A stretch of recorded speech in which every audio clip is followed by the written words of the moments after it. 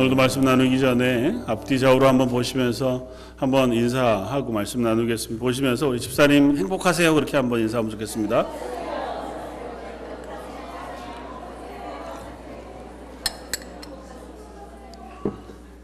이번 한 주도 행복하십시오. 별로 반응이 없으시네요. 늘 행복하셔서. 지난 설교 때도 그렇게 고백했지만 그리스도인으로 행복하게 살아가는 삶이라고 하는 고민들이 계속해서 있습니다. 어떻게가 아니라 행복이라고 하는 것에 대한 고민들을 더 많이 하게 되고, 묵상하는 가운데 그리스도인의 행복 혹은 행복하는 삶이라고 하는 것은 방향과 관계되어져 있겠다고 하는 묵상을 하게 됩니다. 그러니까 갑자기 쏟아지는 어떤 행운 혹은 어떤 그런 것들이 우리를 행복하게 하죠. 또 그런 것들이 우리를 일순간 즐겁게 하기도 합니다. 그러나 그리스도인으로 행복하다고 하는 고백을 하게 하는 것은 내가 어디를 향해서 가고 있는가가 분명해질 때, 또 그것이 흔들리지 않고 확실할 때에 우리 속에 그 행복이 계속해서 존재하고 또 누려지고 경험되어지는 것이겠다. 왜냐하면 그리스도인들은 하나님과의 관계 없이 행복할 수 없는 존재들이기 때문에 그래요. 그리스도인이라고 우리가 고백하는 순간, 예수 그리스도의 십자가의 보혈로 구원받아 하나님의 나라의 소망을 가지고 이 땅을 살아가는 사람이라고 하는 스스로의 정체성의 고백을 가지고 있는 순간, 우리가 하나님과의 관계, 하나님으로부터 부어지는 은혜가 없이 행복할 방법이 없습니다. 물론 주어지는 여러 가지 것들이 우리를 즐겁게 하죠. 맛있는, 저는 또 커피를 좀 좋아하는 사람, 아이스 커피 한 잔만 여름이 되어서 맛있게, 또 매일마다 다르더라고요. 같은 데서 맨날 사도, 집에서 타 먹어도. 근데 어느 날 되게 맛있는 날이 있잖아요. 기분이 그렇기만 해도 하루가 즐겁죠. 그런 것이 우리에게 행복을 주고 기쁨을 주지. 그러나 그런 것들이 아무리 가득해도 하나님으로부터 부어지는 은혜가 우리 속에서 고갈되고 없으면 그 행복은 우리에게 진정한 행복으로 경험되지 않습니다. 반대로 다른 것이 아무것도 없어도, 또 때로는 너무 지치고 힘들어서 저녁에 누우면 참 힘들다, 내일은 또 어떻게 하루를 시작하지 싶은 마음이 있어도 하나님과의 관계가 내 속에 분명하면, 또 하나님이 내게 부으시는 은혜가 그 속에, 우리 속에 계속해서 남아있다면 우리는 그것으로 또 행복을 누리며 살아갈 수 있다고 고백할 수 있는 사람들이기 때문에, 우리는 하나님을 향해 혹은 하나님의 나라라고 하는 것을 향해 방향을 정하고 또 그것이 분명하게 있을 때 비로소 행복한 사람들이라는 생각을 하게 됩니다. 내일부터 우리 EM이 이제 수련회를 가는데, 수련회 준비하면서 말씀을 계속 준비하다가 같이 쉐어하는 말씀들의 주제가 스트레인저예요. 이방인, 혹은 또 영어로는 에일리언으로 이렇게 번역되기도 했더라고요. 그러니까 나그네 혹은 아니면 이방인 순례자, 그렇게 번역되어지고 있을 수 있는, 그러니까 하나님 나라의 사람으로 이 땅에 나그네로 살아가는, 외인으로, 이방인으로 살아가는 그러한 믿음의 고백, 그것들을 가지고 앉은 말씀들을 나누면서 묵상하는 시간들을 수련회 기간 동안 가질 예정이고, 그것들을 이제 함께 준비하면서 그런 묵상을 저도 함께 했습니다. 특별히 우리 자녀들은 그 고민들이 많은 것 같아요. 하나님의 나라의 백성으로 이 땅에 이방인으로 살아가는 삶일 뿐만 아니라, 또 다른 한편으로는 한국어를 쓰고 영어를 쓰면서 이중 언어 가운데 또 두 개의 문화의 중간에 살아가는, 그야말로 이방인처럼 이 캐나다 땅에서 나그네처럼 살아가는 그 고민도 없지 않은 채로 살아가는 자녀들이기 때문에 함께 수련을 하는 기간 동안에 마음속에 하나님께서 주시는 은혜, 또 깨달음이 있기를 위해서 기도해 주시면 감사하겠습니다. 아울러 저와 여러분들도 같은 삶을 살아간다고 생각이 돼요. 그러니까 신앙적으로 우리가 이 땅의 나그네로 순례자로 살아갑니다. 뭐 그런 고백뿐만 아니라 우리가 이 땅에서 또 현실적으로 또 캐나다 땅에서 살아가지만 여전히 왠지 이방인 같고 나그네 같은 마음이 없지 않은 그런 사람을 살아가고 있는 사람들인 것을 고백합니다. 또 적극적으로는 우리가 이 땅에서 하나님의 나라의 백성으로 여전히 이 땅을 나그네로 이방인으로 살아가는 사람들인 줄 압니다. 근데 지난 시간 휴가를 갖는 시간 동안 말씀을 묵상하고 또 고민하는 동안 문득 그런 생각이 들었어요. 이방인 나그네 순례자라고 하면 자주 힘겨움, 지침, 기다림, 견딤 이런 단어랑 연결이 되는데 같은 입장인데 여행자 그러면 좀 다르다는 생각이 들어요. 그러니까 여행을 하면 물론 그것도 맹 집이 아닌 곳에 살고 또 뭐 거기서 맹 삼시세끼 밥을 해 먹어야 되고 또 심지어는 운전도 하고 뭐 혹은 걷기도 하고 그래야 되는데 이상하게 여행 가서 하는 건 좀 할만해요. 할만한 정도가 아니라 즐겁고 행복하기까지 합니다. 그래서 호텔에 가면서 자면 더 좀 괜히 침대도 더 불편한데 괜히 더 기분이 좋은 것 같기도 하고 그런 생각이 듭니다. 그러면서 문득 이런 생각을 해봐요. 그리스도인으로 이 땅을 살아가는 삶을 순례자 나그네라고 하는 단어가 아니라 여행자로 표현하여 살면 좀 더 낫겠다.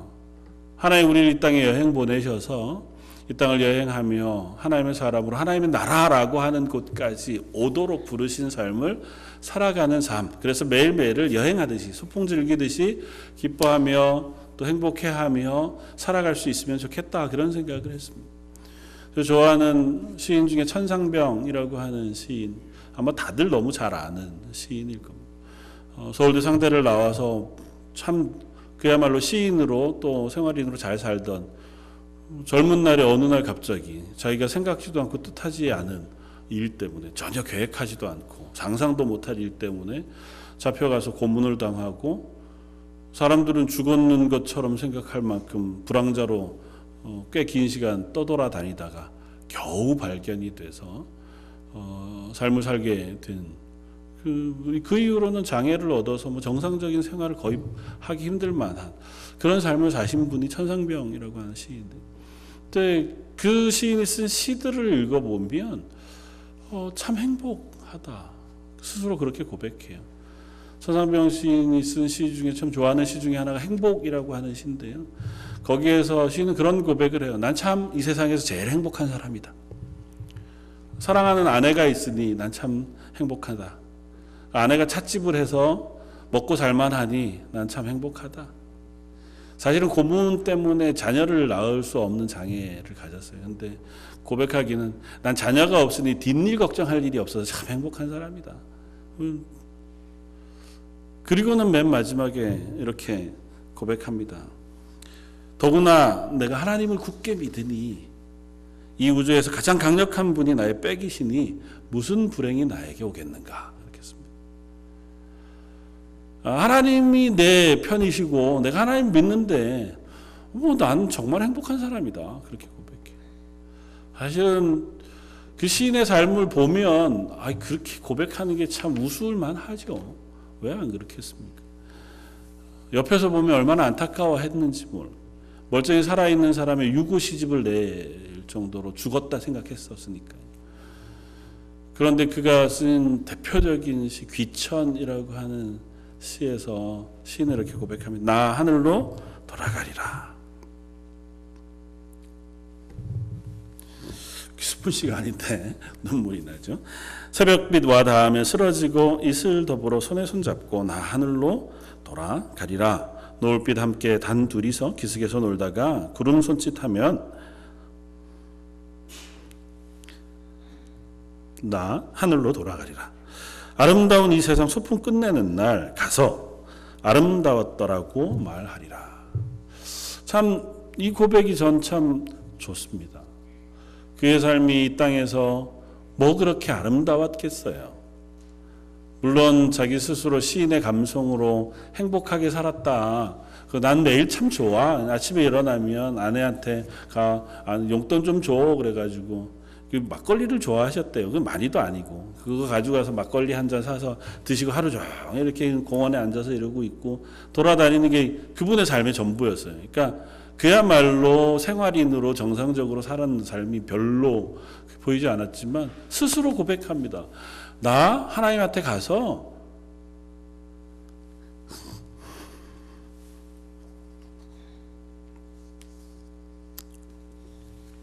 세상이 참 아름다웠습니다. 그렇게 고백할 거라고. 저와 여러분들의 고백도 그와 같기를 원합니다. 하나님 부르시면 하나님 나라 가서 제가 하나님 나라 와서 고백하건대 하나님 보내신 삶 이 땅에서 참 아름다웠습니다. 하나님 만드신 세상에 참 감사했습니다. 그렇게 고백할 수 있는 저와 여러분들 되시기를 부탁드립니다. 지난 주간에 우리 이호명 권사님 부군 되시는 고 김백철 선생님의 장례를 치렀습니다. 우리는 어쨌든 이 땅에서의 삶이 끝이 날 겁니다. 그리고 하나님 부르신 그곳에 가서 하나님을 만나는 것은 정해져 있을 겁니다. 그 하나님께서 우리를 이 땅에 보내실 때에 우리를 이 땅에 보내시면서 넌 그리스도인으로 혹은 하나님의 사람으로 이 땅을 잘 살 거라 그렇게 보내셨을 것이고 우리가 살아가는 이 땅의 삶 하루하루가 때로는 지치고 힘겨울만 하기도 하고 때로는 즐겁고 기쁠만도 하고 또 어디로 가는지 알지 못하는 길 속에 혹은 나그네로 혹은 여행하는 것처럼 그렇게 지내는 시간이라 할지라도 그 모든 시간 속에 하나님 저와 여러분들과 함께 계시는 줄 믿습니다.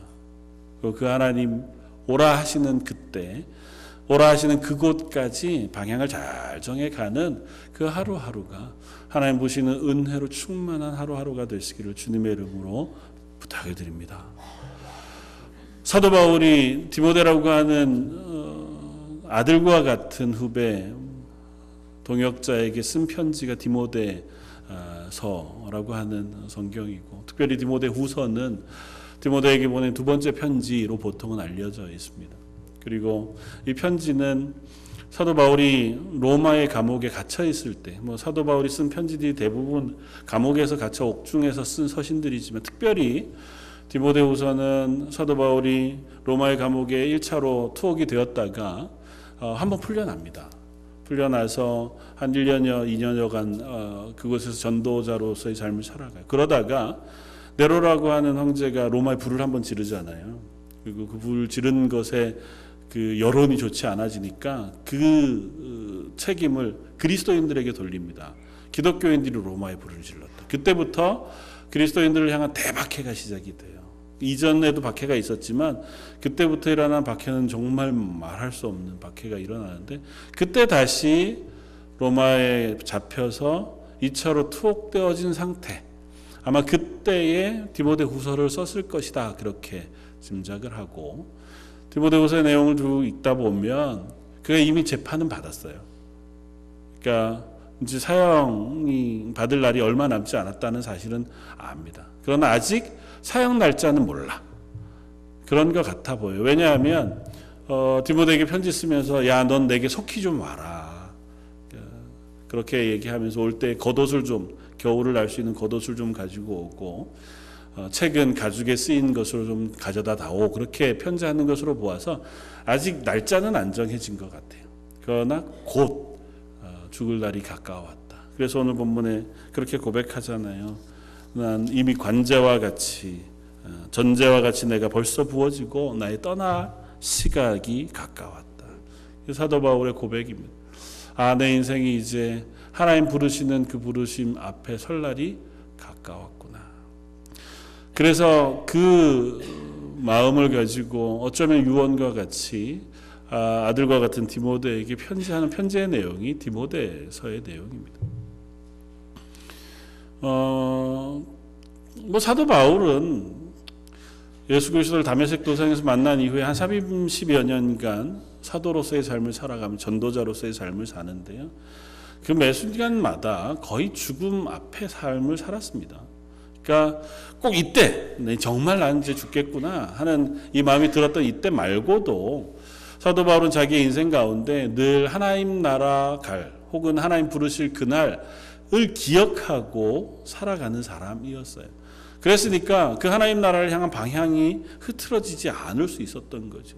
하나님 나라를 향해서 이 길을 걸어가는 데 있어서는 내 목숨도 아까워하지 않겠다고 하는 고백이 사도 바울의 고백이었던 것을 우리는 알 수 있습니다. 사도 바울이 이 로마로 오게 되어지는 그때에 사도 바울은 이 로마로 오는 길이 위험하다는 사실을 알았습니다. 왜 위험한 정도가 아니고 내가 로마로 가면 예루살렘으로 갔다 로마로 가면 죽겠구나. 그 사실을 자기는 알았어요.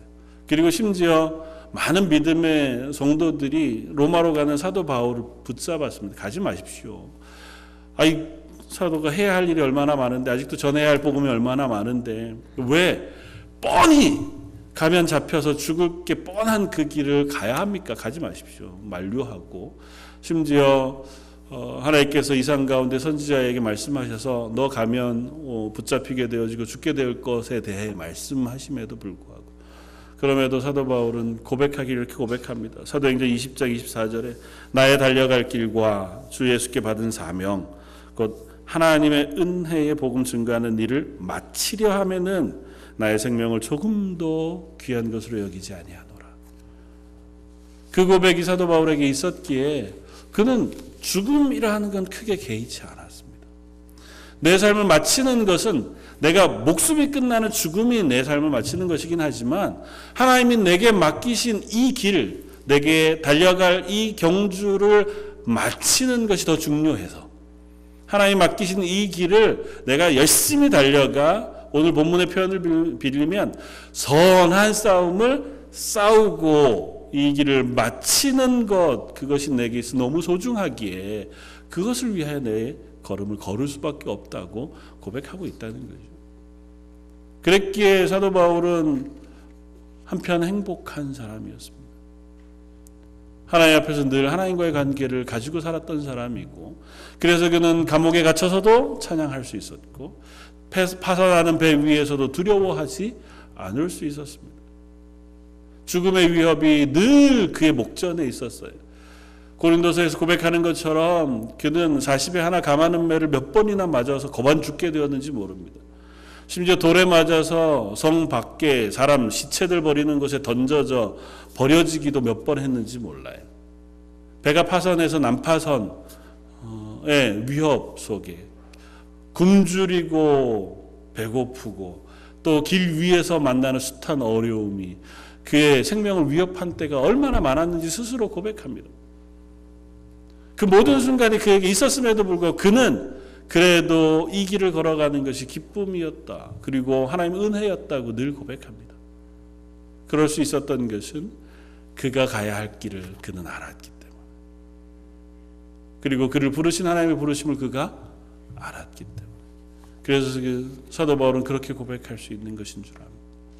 사도 바울은 오늘 6절에 전제와 같이 내가 벌써 부어지고 나의 떠날 시각이 가까웠다. 그렇게 고백하는 이유는 그 앞쪽에 디모데를 향해서 쭉 권면하는 권면의 이유를 설명하려고 해요.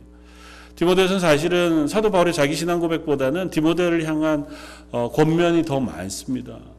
4장 1절부터 우리가 읽었던 것처럼 하나님 앞과 살아있는 자와 죽은 자를 심판하실 그리스도 예수 앞에서 그가 나타나실 것과 그의 나라를 두고 엄히 명하노니 그러니까 디모데에게 내가 이제 너에게 부탁할 것이 있다. 어쩌면 이 유언과 같이 썼다고 보통은 이해하거든요. 그렇게 쓰는 그 편지 속에 내 너한테 부탁할 게 있다. 이렇게 부탁하는데 어조를 좀 강하게 해요. 엄히 명하노니.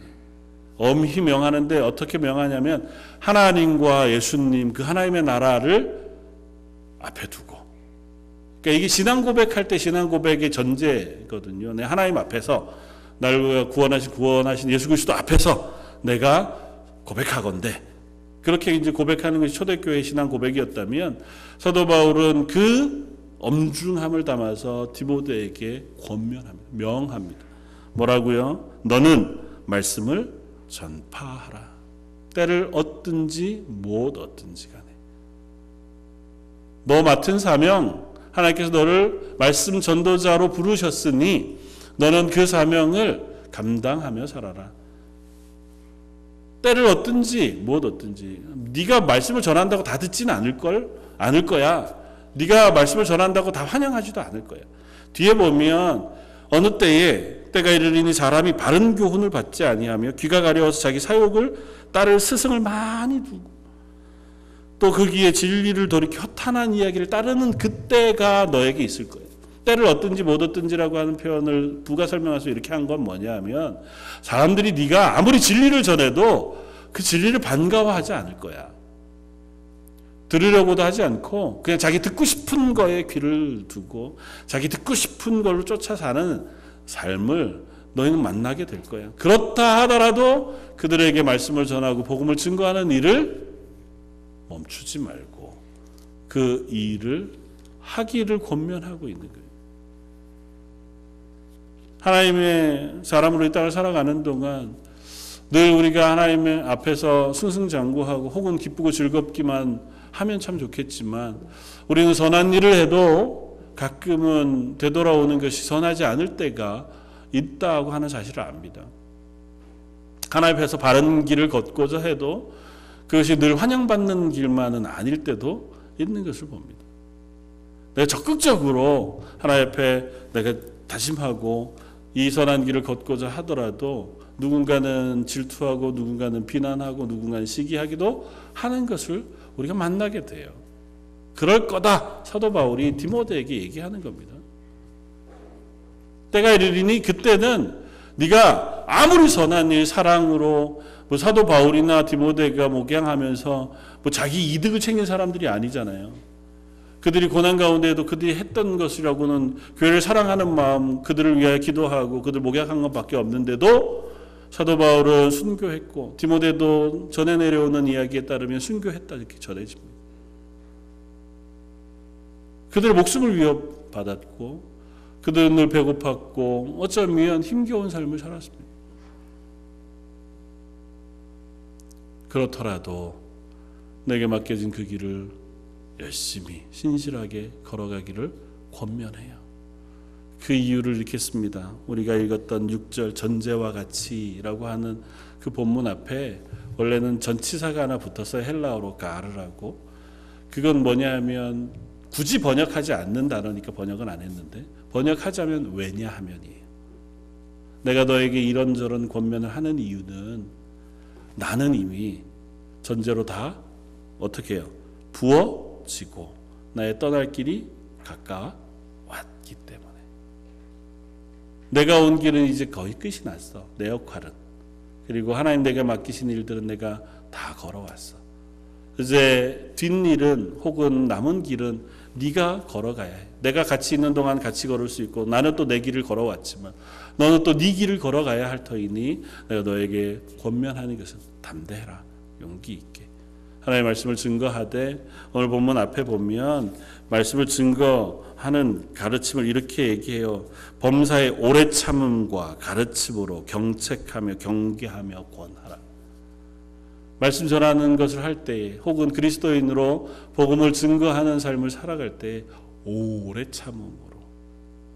경책과 경계라고 하는 표현은 좀 강한 어조예요. 그래서 죄를 지적하고 바른 길로 돌아올 것을 권하고 그렇게 가르칠 것을 명하는 것이라면 뒤에 권하라고 하는 헬라어 표현은 권하라 이렇게 되어 있지만 위로하다는 표현이. 그러니까 때로는 강하게 하나님의 말씀을 진리로 전하기도 하지만 때로는 위로하고 격려해서라도 그들에게 하나님의 말씀을 가르치고 전하는 일을 오래 참음으로 하라. 그렇게 말하고 있다는 것입니다.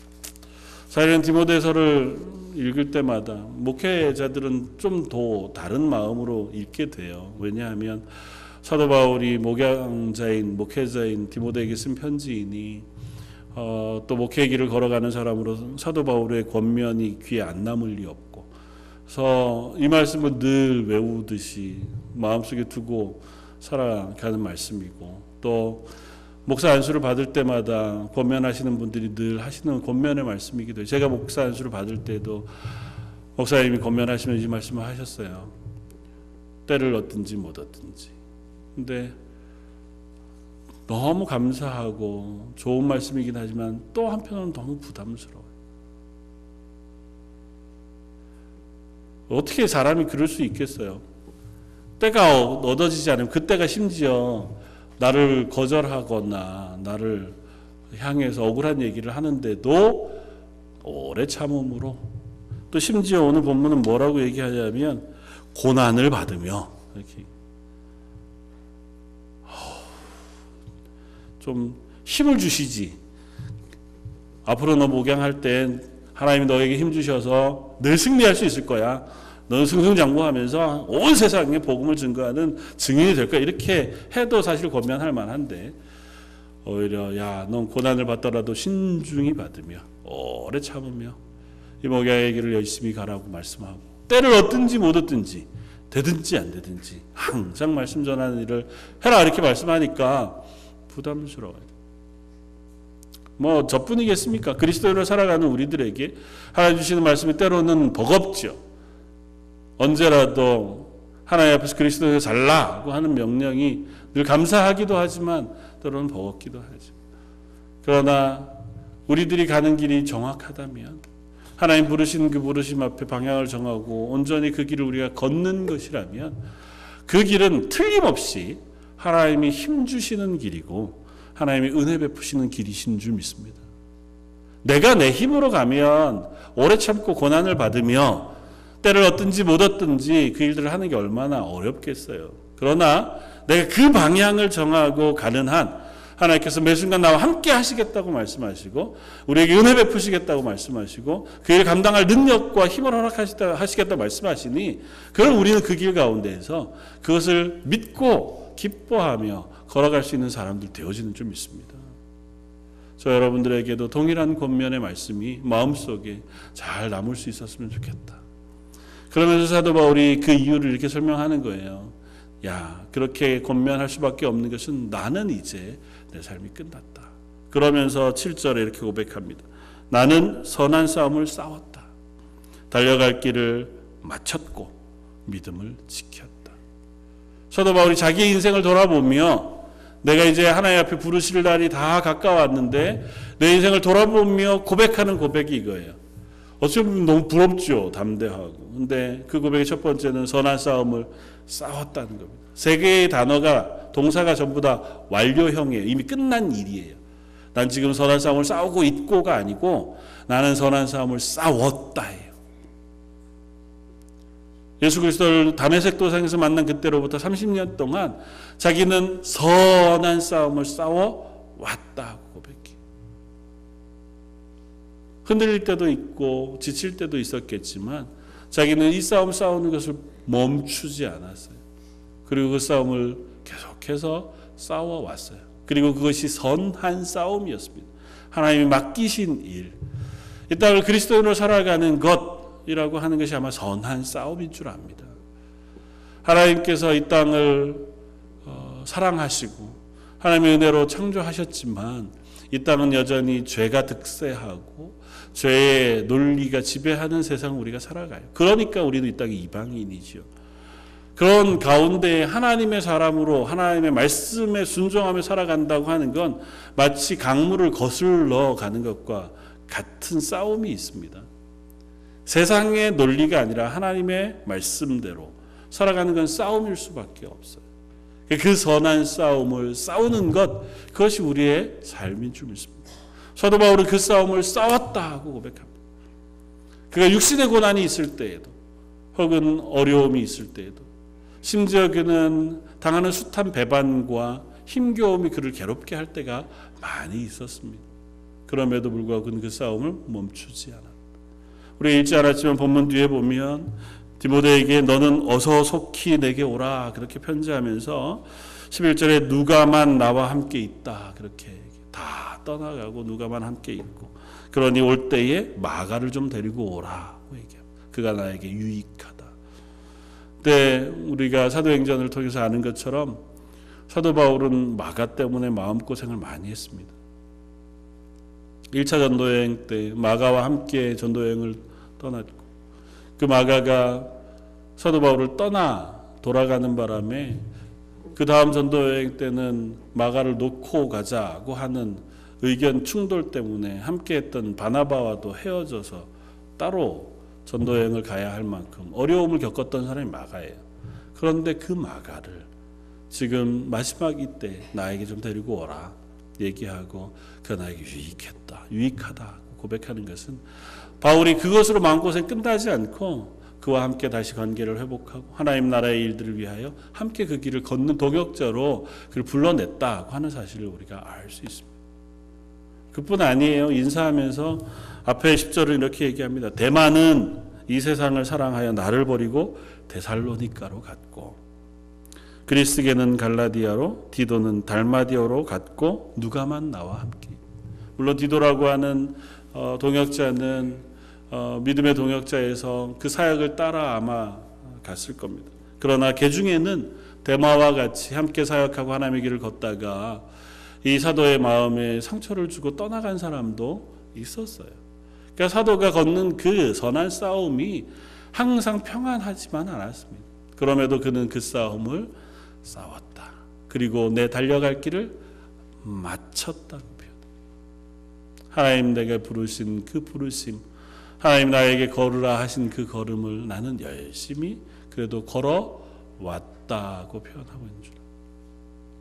저 여러분들의 걸음도 아직은 한참 남았죠.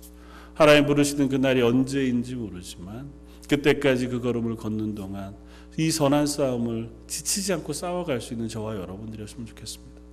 그리고 그 선한 싸움을 싸울 동안 우리가 이 길을 맡기신 하나님을 기억하고 하나님 우리에게 허락하신 은혜를 따라서 이 걸음을 걸어갈 수 있는 저와 여러분들이 되었으면 좋겠습니다. 그리고 마지막으로 바울은 고백하기를 내가 선한 싸움을 싸웠고 또 달려갈 길을 마쳤는데 그동안 믿음을 지켰다고 표현해요. 사도가 믿음을 지키는 건 너무 당연하죠. 그러나 우리가 이 땅의 삶을 나그네로 살아가는 동안 우리가 중요한 것은 하나, 믿음을 지키는 건 줄 압니다. 우리의 믿음을 지키는 것, 물론 하나님께서 우리에게 믿음을 허락하시고 하나님의 의로 우리를 관씌워 주셨으니 하나님 나라 갈 때까지 우리를 지키실 거예요. 그러나 하나님 우리에게 맡기신 것이 있다면 너 믿음을 지키고 믿음의 선한 싸움을 싸우라는 것 아니겠습니까? 저 여러분들이 이 땅을 살아가는 동안 이 믿음을 지키는 일, 그것이 저 여러분들의 중요한 관심이 되었으면 좋겠다 생각이 돼요. 여러분들의 싸움은 어디에 있습니까? 요즘 여러분들의 마음에 많은 싸움들은 무엇과의 싸움이세요? 많은 걱정과 고민, 근심, 그것들은 무엇에 연결되어져 있습니까? 왜 이 땅을 살아가니까 그 문제들이 우리들의 고민일 수 있죠. 그러나 그 중심의 제일 중요한 싸움으로 내가 그리스도인됨의 싸움이 여러분들 속에 있기를 원합니다. 우리는 이 땅을 살아가는 동안 그 싸움이 있어야 돼요. 표현은 싸움이지만 고민이 있어야 됩니다. 하나님 나를 그리스도인으로 부르셨지. 내가 이 땅을 그리스도인으로 어떻게 살아야 하나. 그리스도인으로 살기는 살아야 되는데 참 쉽지 않다. 그래서 어떻게 해요? 하나님의 은혜를 구하는 거죠. 하나님의 도우심을 구하고, 하나님 제가 오늘도 이 믿음으로 살아가는 선한 싸움을 싸울 수 있도록 은혜 베풀어 주십시오. 하나님 이 싸움을 승리할 수 있도록 능력을 부어 주십시오. 하나님 제가 지치고 힘겨운 이 싸움 속에 일어날 수 있도록 위로해 주시고 격려해 주십시오. 하나님의 은혜가 우리에게 부어지면 그 싸움을 싸울 수 있어요. 그러나 그 은혜가 없으면 우리가 이 땅의 싸움을 싸워갈 힘이 없습니다. 믿음을 지킬 힘이 우리들에게 없어요. 지난번에 나누었던 것처럼 사도 바울이 성도들을 위하여 기도할 때에 다른 것 위해 기도하기 전에 너희의 속사람을 강건케 하옵소서 그렇게 기도합니다. 속사람이 강건해지는 것 다른 게 아니고 우리의 믿음으로 살아가는 그 믿음, 하나님과의 관계, 그것이 흔들리지 않고 단단하게 되어지기를 위하여 기도하는 것이죠. 저 여러분들이 땅에 그리스도인으로 산다고 하는 것은 그 믿음을 놓치지 않고 살아가는 삶인 줄 압니다. 흔들려요. 분명히 흔들립니다. 이 땅을 우리가 나그네로 살아가는 동안, 이 땅을 여행자로 사는 동안에도, 이 땅을 혹 소풍처럼 나와 사는 동안에도 거기에도 흔들림이 있어요. 거기에도 어려움이 있고요. 그러나 그 가운데에도 흔들리지 않고 믿음을 지키고 살아가는 싸움을 싸우기 위해서는 우리의 속 사람, 하나님 주시는 믿음, 하나님과의 관계, 그것이 우리 속에 강건해져야 해요. 사람이 줄 수 있는 것 좋은 위로죠. 그래서 우리가 성도로 함께 서로를 위로하고 서로에게 힘이 되고 서로 격려하는 그런 사람으로 부르신 줄 압니다. 그러나 사람이 주는 위로에도 하나님이 함께 하시고 하나님이 은혜를 베푸시지 않으면 그것으로 끝이 나요. 그러나 하나님께서 우리에게 부으신 은혜가 있을 때 우리는 능히 이 땅에서 그 싸움을 싸워갈 수 있는 줄 믿습니다. 기도할 수 있기를 원합니다. 주실 때까지 하나님 내 속사람을 강건하게 해주십시오. 마음이 흔들리지 않게 해주십시오. 마음을 붙잡아 주십시오. 내가 이 땅에 그리스도인으로 살아갈 수 있도록 제 심령에 은혜를 베풀어 주십시오. 눈을 뜰 때마다 오늘 하루를 하나님을 의지해서 행복하게 살아갈 수 있도록 은혜 베풀어 주십시오. 눈을 감을 때마다 하루를 돌아보고 내일 맞을 하루를 기대하면서 하나님 성령으로 날 채워주셔서 이번 일주일은, 이번 하루는, 오늘은 혹은 올해는 하나님의 은혜 가운데 살아갈 수 있는 사람 되게 해주십시오. 기도하는 것이 필요한 줄 압니다. 이번 일주일은 자녀들을 위해서 특별히 기도하기를 원합니다. 우리 자녀들이 살아가는 삶 속에 그들도 이방인으로, 그들도 경계인으로 살아가지만 하나님 그들도 선한 싸움을 싸워갈 수 있도록 믿음을 더하시고 은혜를 더해 주십시오. 그 기도를 하나님 들으실 줄 믿습니다. 사도 바울이 이렇게 강력하게 권면할 수 있고 고백할 수 있는 것은 마지막 우리가 읽었지만 8절 이제 후로는 나를 위하여 의의 면류관이 예비되었으므로 소망이 있어서예요. 내 하나님 나라 가니까 하나님 나라 가면 하나님 날 만나 주실 거고 하나님 내게 의의 면류관을 씌워 주셔서 나로 잘했다 착하고 충성된 종아 어깨 두드려 주실 것이 분명하기에 그 하나님 나라를 소망하고 생각할 때마다 내가 이 걸음을 놓치지 않을 수 있었고 걸어갈 수 있었다 고백하는 것인 줄 알고 그러면서 디모데에게 이야기합니다. 곧 의로우신 재판장이 그날에 내게 주실 것이며 내게만 아니라 주의 나타나심을 사모하는 모든 자에게 도니라. 주의 나타나심을 사모하는 그리스도인인 저와 여러분들에게도 하나님 나라의 의의 면류관이 예비되어진 줄 알고 하나님 앞에 섰을 때에 하나님 맡기신 삶 잘 살았습니다. 참 아름다웠습니다. 그렇게 고백하는 저와 여러분들에게 하나님이 잘했다 착하고 충성된 종아 안아주시고 격려해 주실 소망을 갖고 그 하나님의 나라를 향해서 우리 신실하게 걸어가는 저와 여러분들 되시기를 주님의 이름으로 축원을 드립니다. 다시 한번 기도하겠습니다. 나는 선한 싸움을 싸우고 나의 달려갈 길을 마치고 믿음을 지켰다고 고백하는 그 사도 바울의 고백이 함께 예배하는 저희 모든 성도들의 고백이 되기를 원합니다. 여전히 저희는 이 싸움을 싸우느라 때로는 지치고 또 분주하며 또 때로는 방향을 잃어버리고 우왕좌왕할 때가 있음을 고백합니다. 그러나 그 모든 순간 저희와 함께 하시는 하나님께서 모여진 모든 성도들 그들의 가정과 자녀와 그 사람 한 심령 위에 성령의 은혜와 은사를 부으셔서 이 땅을 하나님의 사람으로 힘있게 살아갈 수 있게 해 주실 줄 믿습니다. 이번 일주일 우리 모든 성도들의 가정에 그 은혜의 경험 있게 해 주시고 그 은혜 하나님으로 인하여 승리하며 기뻐하는 한 주 되게 하여 주옵소서. 오늘 말씀 예수님 이름으로 기도드립니다. 아멘. 찬송가 445장을 함께 찬양하시겠습니다.